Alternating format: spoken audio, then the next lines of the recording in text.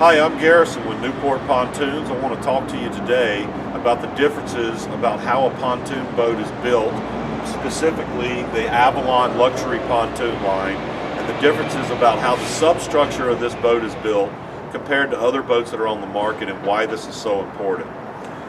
First off, we're going to start at the very front of the boat. Avalon prides itself in being the strongest substructure of any pontoon boat on the market.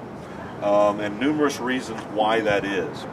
Right off the bat, you have a solid full riser that goes all the way down the pontoon on the inside and outside of each pontoon on the boat. If you have a 2-pontoon boat, that's 4 risers. If you have a triple pontoon, that would be 6 risers. The solid full riser is very important because other manufacturers try to cut back on some of these areas. If you look at the outside of other manufacturers, it looks like they have a solid full riser. They actually have a skirt that makes it look like it, and then you look on the inside and their risers are actually spaced or gaps. So you got open spaces and open gaps. What this does is it causes twisting of your pontoon. So one thing that's very important, and the best way I try to explain it, is if you're building a house, this is what your foundation is built off of. And if you're building a house, you're not going to build a gapped or a broken foundation of your house. Same with coming off of your pontoon. You don't want a gapped or a spaced foundation. Avalon's the only boat on the market that does a solid full riser all the way down the boat. The next thing we want to talk about is the cross members on the boat. Avalon actually uses what is called a hat channel. Other manufacturers use what is called a C channel. A hat channel is 1.5 times stronger than a C channel.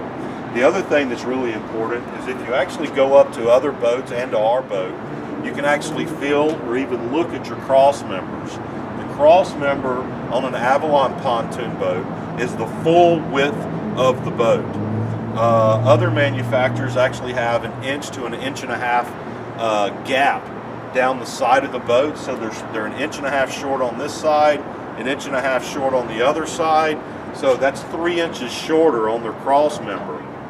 Why do they do that? Quite simply, they do it to save money. Their argument possibly is there's no down pressure on the outside of a pontoon boat, so you don't need support over there. Avalon's argument is if you're coming into a dock on a windy day and you hit the side of that dock hard, if you don't have any support against the sidewall because you have that gap, it'll actually dent the outside of your sidewall or dent the outside of the pontoon. So in the future, down the side of a pontoon will have dents in and out if you don't have this solid structure all the way down. The next thing that's very innovative about an Avalon pontoon is its nose cone. If you notice Avalon's nose cone, the splash fin is up high out of the way. Most other, not all manufacturers, but a lot of the other manufacturers actually weld a splash fin in down low on the pontoon. There's a major issue with that.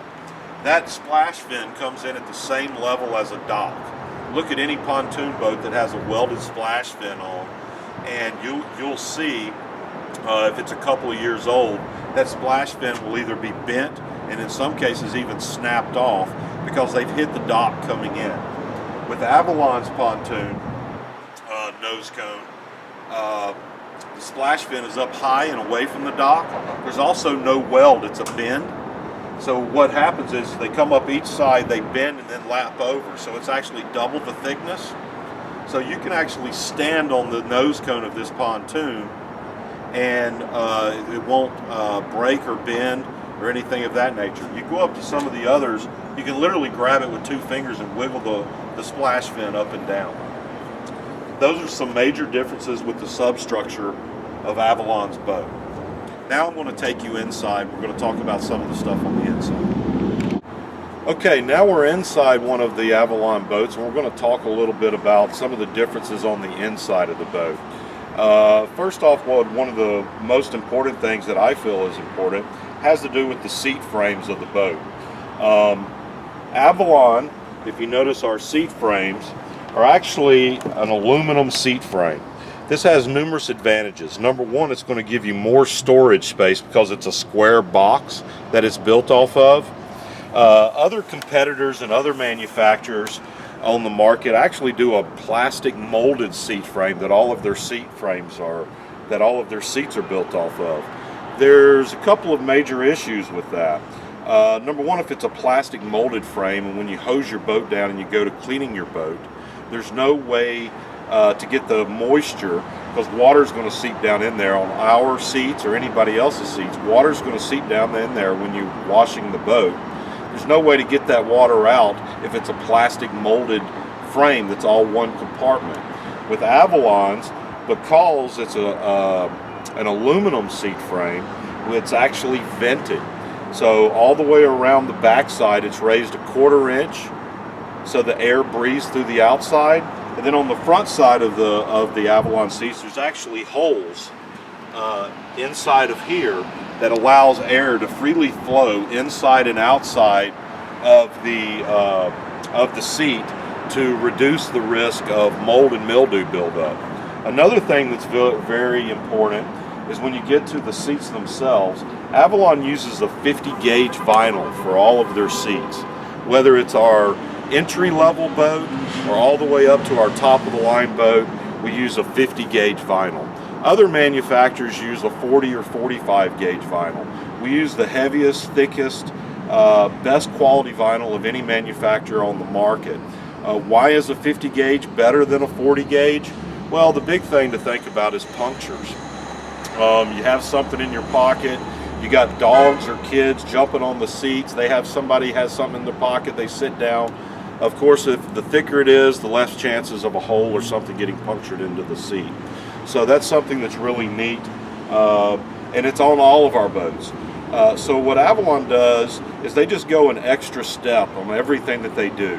The next thing I want to talk to you a little bit about is about the size of engines today. Because of the technology and the triple tube systems that are on pontoon boats, allows for a much larger engine than in days past. This particular boat has a 200 Verado on it, and these engines weigh a lot. Anywhere from 600 to 800 pounds depending on the engine.